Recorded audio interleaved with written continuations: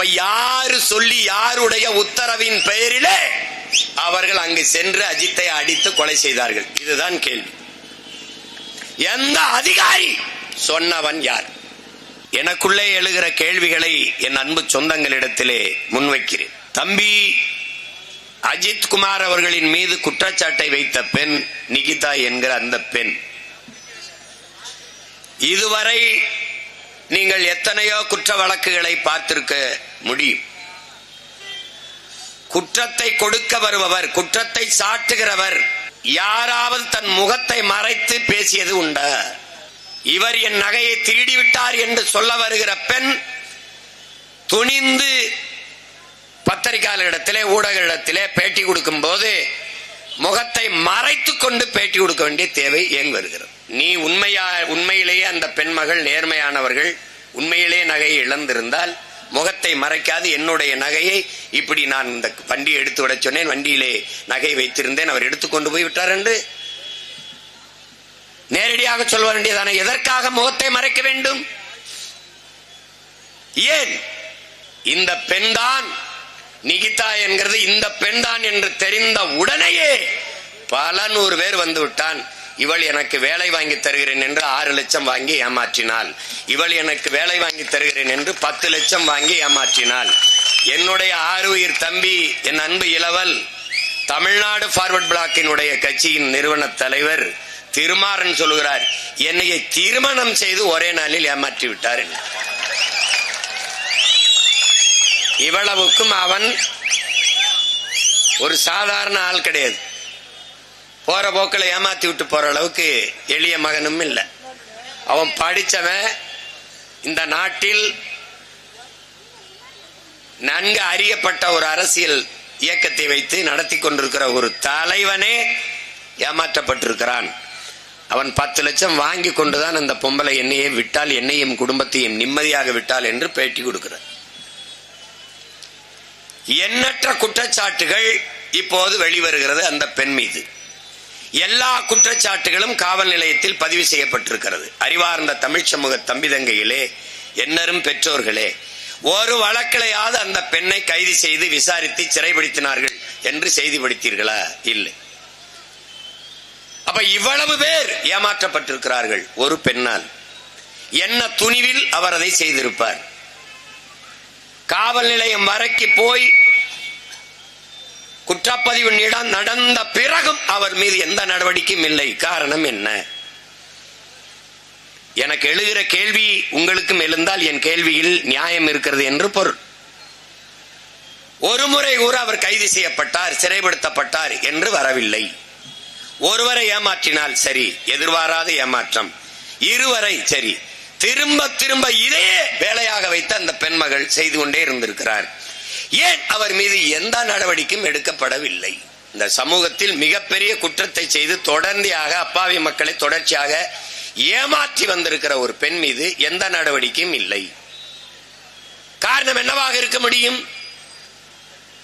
இவர் வாங்கிய, மக்களை ஏமாற்றி வாங்கிய காசில் யார் நடவடிக்கை எடுக்க வேண்டுமோ அவர்களுக்கு பங்கு கொடுத்திருப்பார். அதுதான் நடந்தது. இப்போது அதே பெண் தம்பி அஜித் குமார் மீது ஒரு குற்றச்சாட்டை வைக்கிறார். என்னுடைய நகை, ஒருவர் 10 பவன் என்கிறார், ஒருத்தர் 5.5 என்கிறார், ஒருத்தர் 9 என்றார். அது உண்மையிலே நகை இருந்தா தானே உள்ள எவ்வளவு நகை எவ்வளவு இருந்தது உண்மை தெரிய வரும். சும்மா ஒரு வார்த்தை, 10 பவன் நகை, 10 பவன் நகை.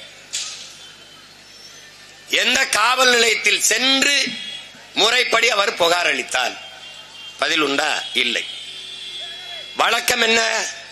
என்னுடைய நகையை இந்த வண்டியில் வைத்திருந்தேன், காரை பின்னுக்கு எடுத்து வைக்க சொன்னேன், அவர் வைத்த இடத்தில் திருப்பி வந்து பார்த்தேன், நகையை காணோம்.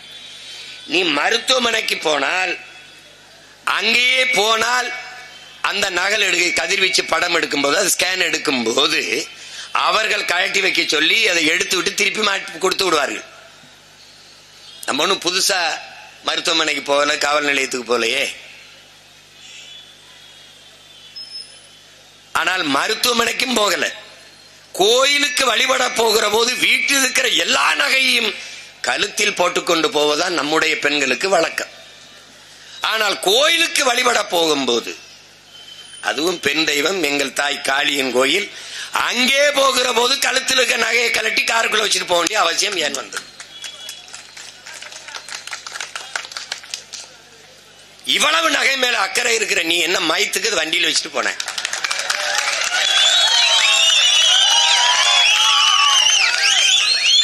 நகைக்காக உயிரே எடுக்கிற அளவுக்கு அந்த உயிர் நகை உயர்ந்தது என்றால் கழுத்துல நீயோ உங்க அம்மாவும் மாட்டிக்கிட்டு ஏன் போகல? ஏன் போகல? நீ அங்கிருந்து இதுவரை வண்டியை ஓட்டிட்டு வந்த நீ அதை பின்னாடி நகட்டி வச்சுட்டு போறதுக்கு உனக்கு என்ன வலிக்குது? அதுக்கு ஒரு ஆளை வச்சு நீ பெரிய நட்சத்திர விடுதிக்கு உணவு விடுதிக்கு சாப்பிட போகல, ஒரு ஜவுளி கடை நகை கடைக்கு போகல, அங்க காரை பின்னுக்கு எடுத்து விடுறதுக்குன்னே ஒரு பணியாள் நிப்பா அவன்றது பின்னாடி எடுத்து விடுங்கன்னு சொல்றதுக்கு நீ சாமி கும்பிட வந்திருக்க. நீ ஒழுங்கு மரியாதையா காரை எடுத்து உள்ள விட்டு அப்புறம் அம்மா கூட்டிட்டு சாமி கும்பிட போயிருக்க வேண்டியதானே? இந்த கேள்விக்கு யார்ட்ட பதில் இருக்கு? இல்ல. சரி, நீ எந்த காவல் நிலையத்தில் சென்று முறையிட்டாய்? எந்த காவல் நிலையத்தில் சென்று வழக்கை பதிவிட்டீர்கள், குற்றத்தை பதிவு செய்தீர்கள்? எந்த காவல் நிலையத்தில் எஃப்ஐஆர் முதல் தகவல் அறிக்கை பதிவானது? அவன் செத்த பிறகு அடுத்த நாள் எஃப்ஐஆர் போடுற காவல்துறை உலகத்தில் எங்கேயாவது உண்டா? அது இங்கதான் உண்டு. அது யாருடைய காவல்துறை? மாண்புமிகு முத்துவேல் கருணாநிதி ஸ்டாலின் அவருடைய காவல்துறை தான்.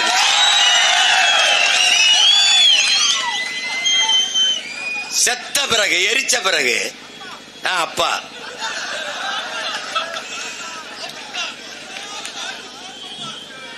எதன் அடிப்படையில் தம்பி அஜித்குமார் மீது நடவடிக்கை எடுக்கப்பட்டது? குற்றப்பதிவு செய்யப்பட்டு எஃப்ஐஆர் போடப்பட்டு அதன் பொருட்டு அதன் காரணமாக அழைத்து வந்து உண்மையிலேயே இந்த நகை இந்த காணாம் என்று இவர்கள் புகார் அளிக்கிறார்கள், உண்மையிலேயே இந்த நகையை நீங்கள் எடுத்தீர்களா, பார்த்தீர்களா, எடுத்தீர்களா என்று முறைப்படி அழைத்து சென்று காவல் நிலையத்தில் விசாரிக்கப்பட்டதா? இல்லை.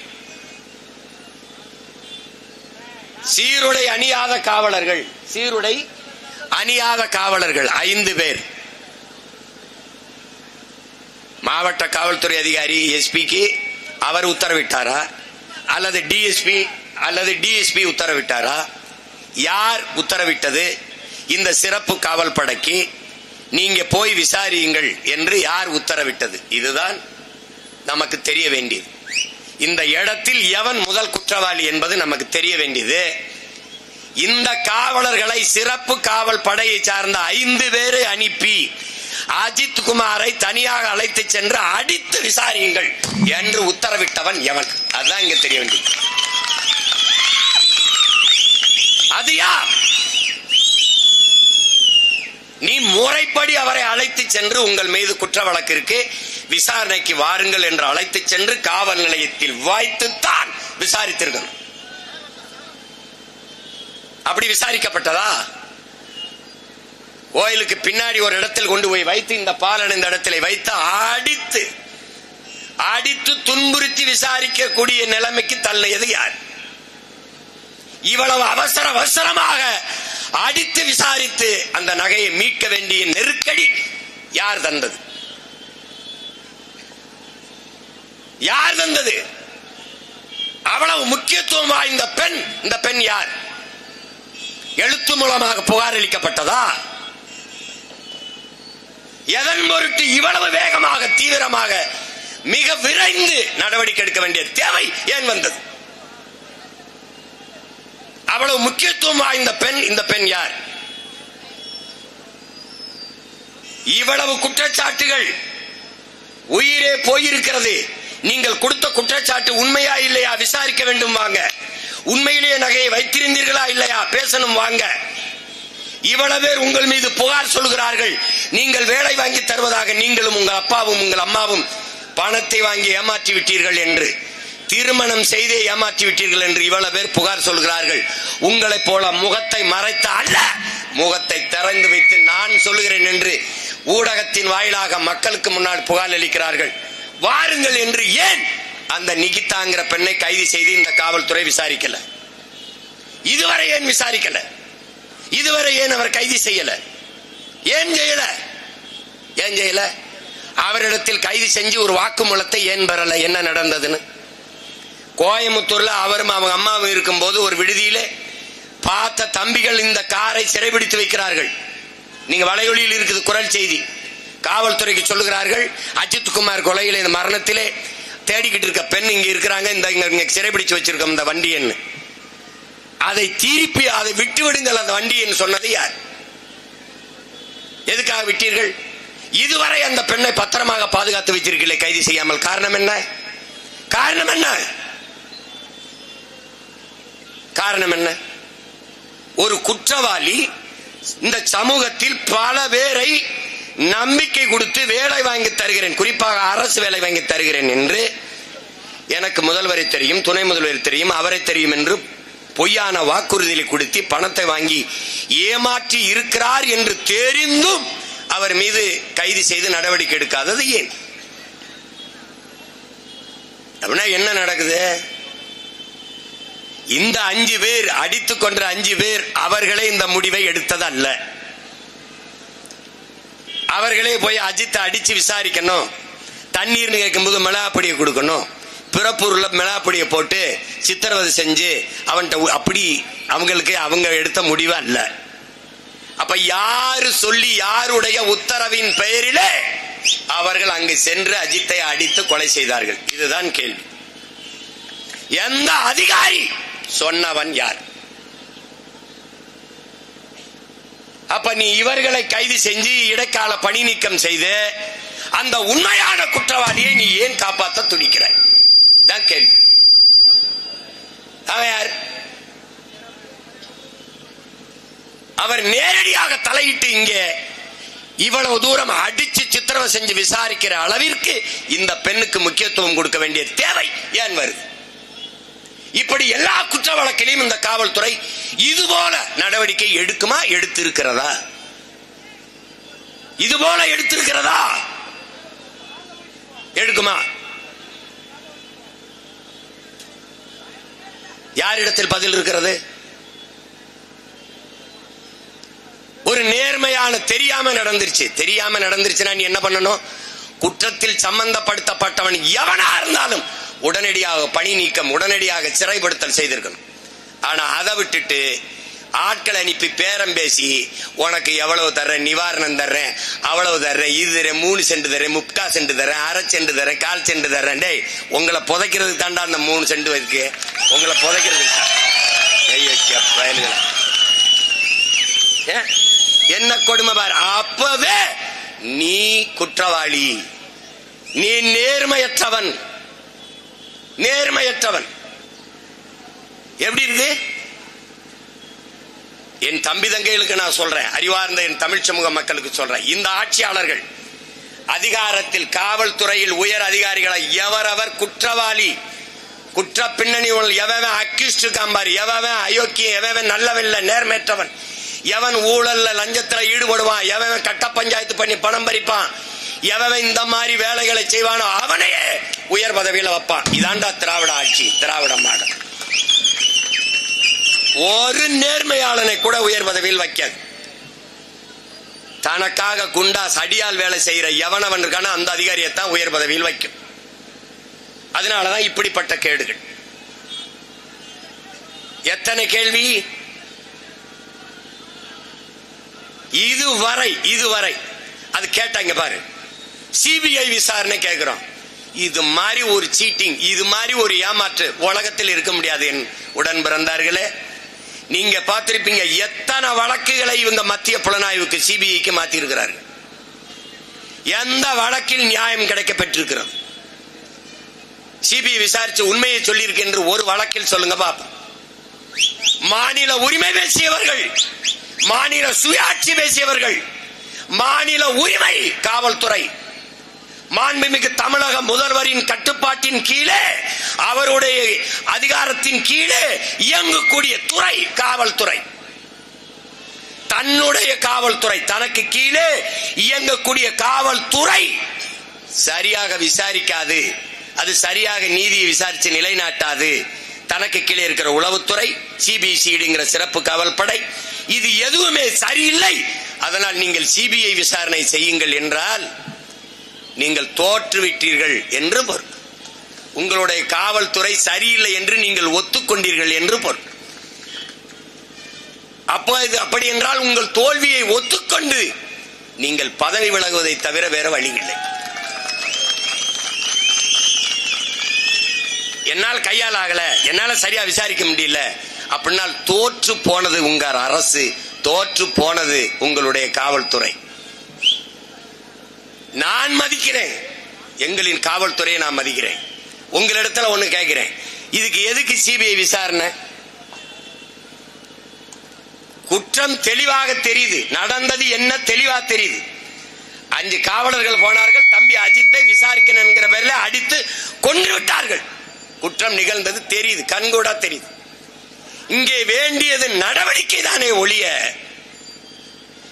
நடந்தது என்னன்னு தெரிஞ்சிருச்சுல்ல, அப்ப நடவடிக்கை தான் வேணும், விசாரணை தேவையில்லை.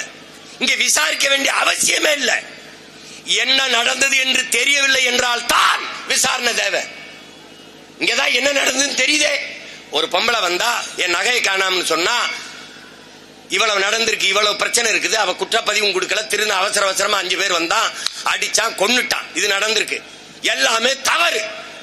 இந்த தவறுக்கு தண்டனை தான், நடவடிக்கை தான், தீர்ப்பு தான், நீதிதான் வேண்டுமே ஒழிய விசாரணை இல்லை. இங்க விசாரிக்க வேண்டிய தேவையில்லையே. நாம கேட்க வேண்டிய கேள்வி, இந்த 5 காவலர்களிடத்திலே விசாரிச்சு உங்களை அஜித்தை அடித்து விசாரிக்க சொன்ன அதிகாரி யார்? அது கேட்கணும். அந்த அதிகாரி கிட்ட உனக்கு அஜித்தை எஃப்ஐஆர் கூட போடாமல் நீ அஜித்தை அடித்து துன்புறுத்தி அவனை விசாரிக்க சொல்லி உனக்கு உத்தரவிட்ட மேலதிகாரி யார்? இப்ப எங்க இருக்கான் வில்ல? எங்க இருக்கான்? இந்த பொம்பளை யாருக்கு பேசி அவன் எவன் இவனுக்கு சொன்னானோ அவன் தான் மெயின் அக்யூஸ்ட். அவரை மறைப்பதற்கு இவர்களை உள்ள வைத்து விட்டு தற்காலிக இடைக்கால பணி நீக்கம் செய்து விட்டு 3 சென்ட் கொடுக்கிறது. ஒரு வேலை 80 கிலோமீட்டருக்கு அங்கே கொடுக்கிறது. வேலை இல்லைன்னு சொல்லிட்டு போக வேண்டியதானே நீ? என்னது 2 நாள் போவான், 3ஆவது நாள் வேலையை வேணாம்னு எழுதி கொடுத்துட்டு வருவான். 80 கிலோமீட்டர் போய் வந்தான்னா இது வேலை இல்ல, வேண்டாத வேலை.